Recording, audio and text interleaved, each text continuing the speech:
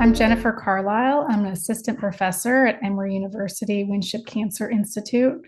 I'm very excited that we're offering this education session at ASCO 2025 because the field of lung cancer, both non-small cell and small cell, is moving very quickly.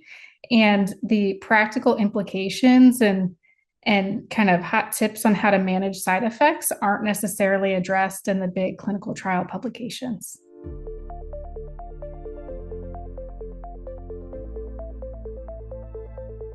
We've seen amivantamab, the bispecific antibody that blocks EGFR and MET,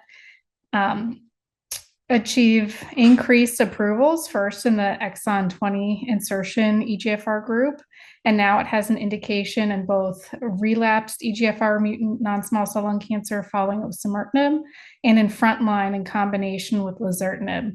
So now that we're seeing a lot more patients with amivantamab, we're having more experience with some of the somewhat annoying side effects. Fortunately, there have been recent publications and randomized data that show us better ways to kind of reduce some of these side effects, namely the infusion reactions and the dermatologic toxicity. So in terms of the dermatologic toxicity with amivantamab, it's slightly different than we see with other EGFR targeted therapies. Specifically, there's a predilection for scalp rash that can be very difficult to manage. At ELCC, the Cocoon data was presented. This trial randomized patients on amivantamab and lazertinib to either an enhanced dermatologic regimen or standard of care practices. And standard of care practices for EGFR targeted therapies and bispecific antibodies vary widely. Some institutions use a lot of prophylactic measures, others are more reactive, and they may include steroids, antibiotics, and other topical administrations.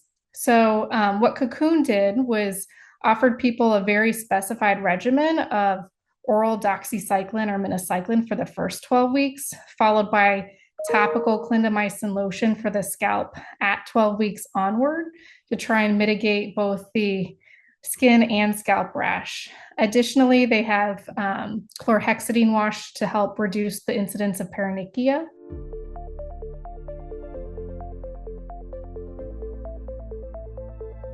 At ELCC, we saw the results of this the Cocoon data. And although it was an early look, they found a 50% reduction in the grade 2 or higher dermatologic adverse events. And this had specifically helped with the scalp rash with a 70% reduction there. And also patients were able to stay on treatment longer. There were less dose reductions and discontinuations with this supportive care regimen.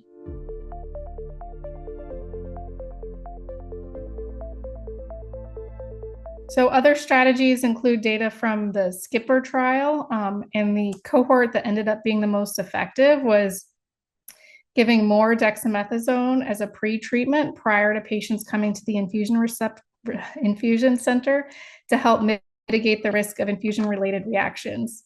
We are actually most excited about the sub-Q formulation, where we saw effective data at ASCO 2024 with the phase 3 Paloma trial. And now there's an ongoing study called Copernicus that has both a frontline and a relapse cohort that takes into account everything we learned to help use amivantamab more effectively with reduced toxicity. So it incorporates Cocoon, it incorporates anticoagulation prophylaxis.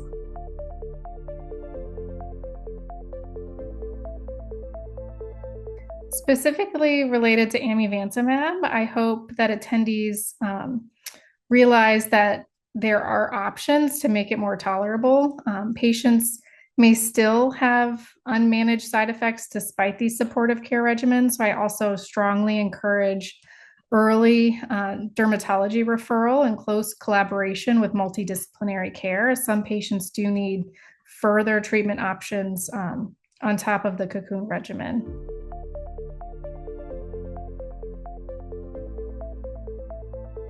I hope that we see a subcutaneous formulation of amivantamab approved soon.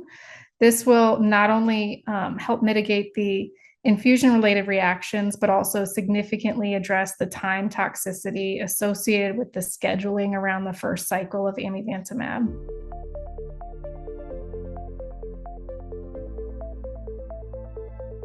This presentation also includes practical tips for the implementation of tarlatamab, which is a bispecific T-cell engager targeting DLL3 that's been approved for about a year now for relapsed small cell lung cancer.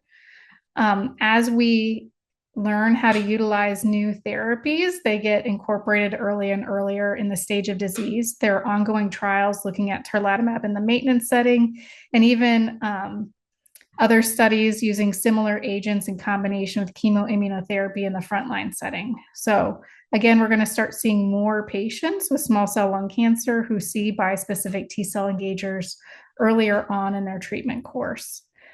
Tarlatamab is very effective, but because of the risk of CRS and ICANS that happens outside of typical business operating hours, I think institutions need to strongly consider what their administration model will look like. Where do they have the appropriate physician or APP coverage to manage toxicity in the middle of the night during those first 2 doses where the risks of side effects are the highest. We also have